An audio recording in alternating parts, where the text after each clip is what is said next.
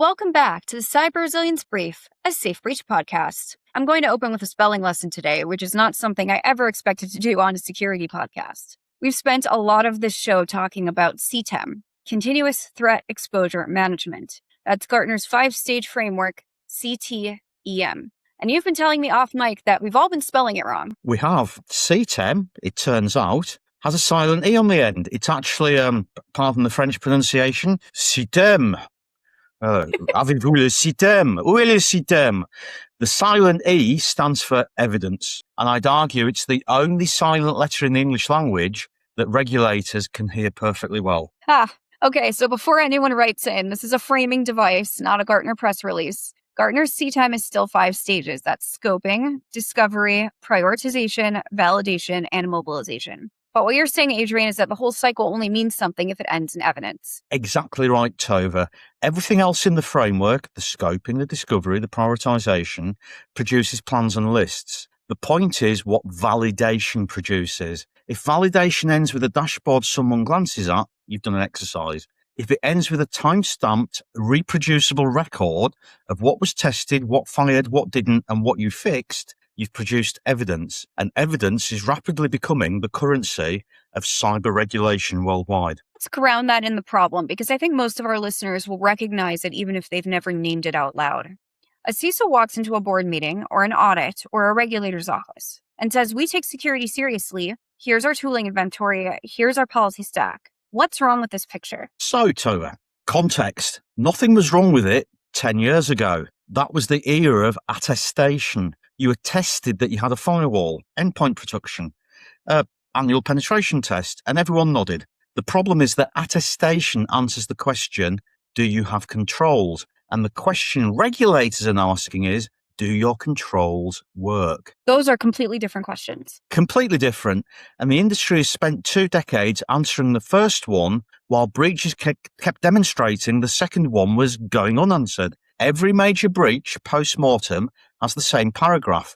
The victim had a SIEM, had EDR, had a mature program on paper. The controls existed, they just didn't do their job on the day. And in the meantime, the discovery side of the house has become almost too good. Scanners, cloud posture tools, attack surface management. Most enterprises can generate 10,000 findings before lunch. Which is why I keep saying, Tova, that exposure data without validation is just a longer to-do list. The discovery machinery is superb now. What it can't tell you is whether any of it matters against a real adversary, because that requires actually behaving like an adversary. Execute the technique, T1003.001 credential dumping from LSAS memory. Did the EDR block it? Did the SIEM rule fire? Did the SOC see it inside their target window? And once you've run these tests, you don't just know the answer.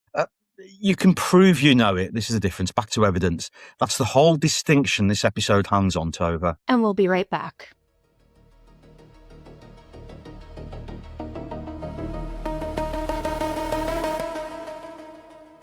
So let's do the tour, because this is the heart of this episode. Adrian, you're claiming regulators worldwide are converging on evidence. That's a big claim. Walk me through the receipts here, starting in Europe. So let's start with DORA. The EU's Digital Operational Resilience Act, Regulation 2022-2554, applying to financial entities since January 2025. DORA doesn't ask banks to attest to resilience. Chapter 4 mandates a Digital Operational Resilience testing program, and for designated significant entities, Article 26 requires threat-led penetration. Put my teeth back in. Article 26 requires threat-led penetration testing, TLPT, at least every 3 years against live production systems. And for listeners with the Cyber Resilience Brief radio dial, go all the way back to episode 1, where we covered DORA in depth. Now, in the meantime, where did these results go? So back to the authorities, Tova. Findings, remediation plans, attestations of completion. That is an evidence pipeline written into law. And the TLPT mechanics come from Tiber EU, the European Central Bank's threat-led testing framework, now aligned with DORA. The whole design of Tiber is that the test mimics real threat actors based upon real threat intelligence and produces a documented result a supervisor can inspect. That's right. The phrase threat-led is doing enormous work there. And by the way, we did cover that also in episode 36. The regulator isn't interested in whether you can withstand a generic checklist. They want proof you can withstand the actors who are actually targeting your sector in practice. So that's evidence with a threat model attached. Then look at NIS2 Directive 2022-2555, which broadened all of this way beyond finance to essential and important entities across 18 sectors. Article 21 lists the mandatory risk management measures, and buried in that list is my favourite clause in modern cyber regulation. Entities must have policies and procedures to assess the effectiveness of their cybersecurity risk management measures. Assess the effectiveness, not have measures. Assess whether the measures work. That's the silent E written into the European Directive. It genuinely is, Tova, and this too pairs it with Article 20, which puts accountability on management bodies personally. Boards must approve the measures, oversee implementation, and can be held liable for infringements. So the board member's question changes overnight. It's no longer, do we have a security program? It becomes, can someone show me the evidence that it works because my name is on it? That personal liability piece feels like the biggest cultural shift NIS2 introduced. And by the way, you can learn more about it in episode 14. To be fair, I don't think it's been fully absorbed yet, Tova, around the region. Directors' questions in the sectors NIS2 touches are still catching up with the exposure their own names now carry. Let's cross the channel. The UK left the EU regime, but it's clearly not sitting this one out. No, the Cybersecurity and Resilience Bill is working its way through Parliament very actively right now, updating the UK's inherited NIS regulations with expanded scope and stronger reporting duties. But the UK financial services have arguably been ahead of everyone. The Financial Conduct Authority and the Prudential Regulation Authority, the two UK financial regulators, operational resilience regime required firms to identify their important business services, set impact tolerances, and, the keyword, evidence through scenario testing that they can remain within those tolerances. And that's not a file and forget exercise, is it? Firms have to hold a written self-assessment that the regulator can demand at any time. At any time. The deadline for demonstrating you could stay within tolerances passed in March 2025, and the FCA has since layered on new operational incident reporting requirements. So when something does go wrong, you're producing structured evidence about it to the regulator on the clock. The evidence demand runs in both directions. Prove in advance that you're resilient and document in detail when you weren't. Let's go across the Atlantic because American listeners, if you're still with us, might be thinking this is a European habit. And it isn't. The SEC's cybersecurity disclosure rules, in force since December 2023, require public companies to disclose material cyber incidents on Form 8K, Item 1-05, within 4 business days of determining materiality. And annually, under Regulation SK Item 106, they must describe their processes for assessing, identifying, and managing cybersecurity risks. And describing a process in a federal filing is not a marketing exercise. This is the real deal. Quite. If your 10K says you validate your defenses and an incident later shows you never did, that's not embarrassment, that's potential securities liability. The SEC has already shown willingness to pursue companies over the gap between what they claimed and what they could evidence. And New York State in particular has gone even more specific for financial services with NYDFS. So Tova, bang on, the largest financial district in the world, NYDFS Part 500, as amended in November 2023, requires an annual certification of material compliance, signed personally by the CISO and the highest ranking executive, or if you can't certify, a written acknowledgement of non-compliance with remediation plans, signed either way. Think about what signing that means. You are personally putting your name to a compliance statement. No rational CISO signs that on vibes. Right, they sign it because you hold the evidence. There's the magic word again. Test results, validation records, documented remediation. The regulation has effectively made evidence a condition of the signature, and the payments world has quietly seen this in game longer than most. PCI DSS version 4, requirement 11, test security of systems and networks regularly, with documented penetration testing and an emphasis throughout on demonstrating that controls operate continuously, not just on assessment day.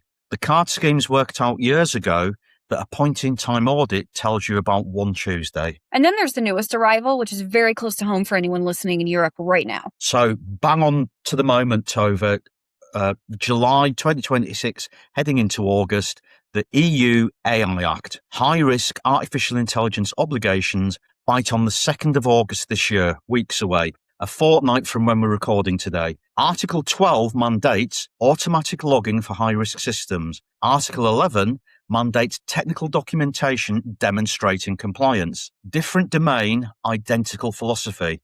The regulator does not want your assurance. The regulator wants your records. The regulator wants your evidence. And we'll be right back.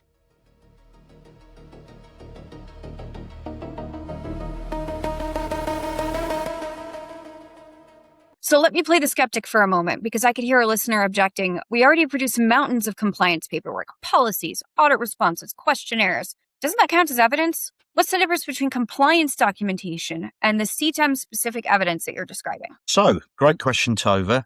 The difference is what generated it. Compliance paperwork is largely self-description. Humans writing down what they believe the environment does. Evidence, in the sense the silent E means it, is machine-generated ground truth. An attack technique was executed at this timestamp against this control, and here is exactly what happened. And it has properties paperwork doesn't. 3 of them. It's empirical, produced by execution, not opinion. It's reproducible, run the same technique next quarter and compare. We call that tracking the drift. And it's specific, mapped to something real like a MITRE attack technique ID, not a vague control objective. A policy document ages the moment it's printed. Evidence has a timestamp and invites you to refresh it. Which brings us back to CTEM. Sorry, CTEM. CTEM. We're in the cycle that's CTEM. Where in the cycle does this evidence actually get made? How's the sausage made? And what does it look like in a real organization? So it gets made in the validation stage, Tova, and mobilization is where it gets used. In practice, scoping and discovery have produced the exposure inventory, the 10,000 item to-do list. Prioritization narrows it. What counts, what matters. Then validation runs adversarial techniques against the live environment, safely, continuously, mapped to MITRE attack. And every execution produces a record, blocked, detected, logged only, or missed. That record set is the evidence base. And you see this playing out with real organization under these regimes. Daily. This is what we do at SafeBreach, and the pattern I see with customers under DORA or NIS2 is telling. The validation report stopped being an internal SOC artifact and started going upstairs. The same execution evidence that tunes the detection rule on Monday is answering a supervisor's effectiveness question on Friday. 1 data set, 2 audiences. That's the part I want to underline for the executives listening, because it reframes the cost conversation entirely. So executives, listen up. Boards have historically seen security validation as a technical hygiene expense. What you're describing is validation as a regulatory work product. The thing that lets the CISO sign the NYDFS certification, lets the board discharge its NIS2 duty, backs the 10K language, and even feeds the DORA testing file. Those are 2 different things. And very important, Tova, it feeds the insurer. Very common in industry now, incidentally, because cyber underwriters are asking the same effectiveness questions the regulators are, just with premiums attached instead of fines. Once you see validation evidence as a reusable asset rather than a report that dies in a shared drive, the economics change. You're not paying for a test.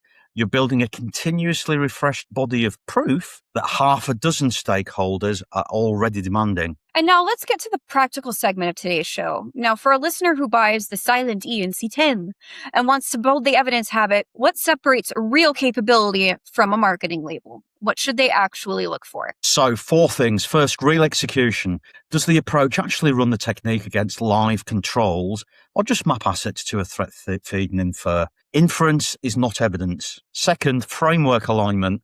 Results tied to MITRE attack technique IDs. So the evidence speaks to a language auditors, regulators, and red teams share. Okay, good start. 3rd and 4th points. Reproducibility and trend. Can you run the same scenario quarterly and show the delta? Regulators love a trend line.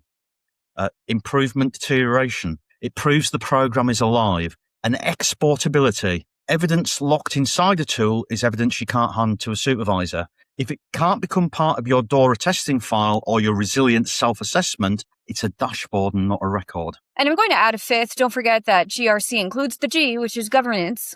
It's the chain of custody in the loose sense. So who ran the test? When was the test run? Against what scope? And with what result and what remediation actions taken? If the evidence can't answer those questions, a regulator will treat it the way a court treats hearsay. Not good. Well put, Tova, and frankly, that's where a lot of ad hoc red teaming falls down. A brilliant penetration test with a PDF that nobody can reconcile to scope 6 months later is craft without evidence. The discipline matters as much as the execution. So let's close with a look forward. Where does this go?